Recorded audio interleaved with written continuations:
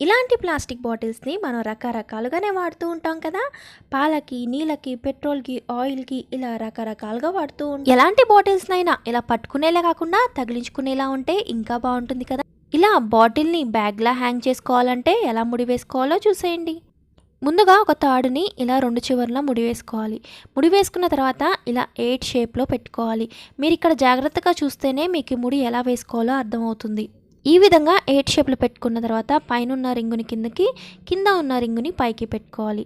ఇక్కడ మీరు జాగ్రత్తగా అబ్జర్వ్ చేసినట్టయితే ఒక వైపున కింద నుంచి, ఒక వైపున పైనుంచి నేను తాడుని లాగుతున్నాను. అంతేనండి, మనకి ముడి రెడీ అయిపోయినట్టే. ఇప్పుడు ఈ తాడుని తీసుకెళ్ళి బాటిల్ క్యాప్కి తగిలించేసుకోవడమే.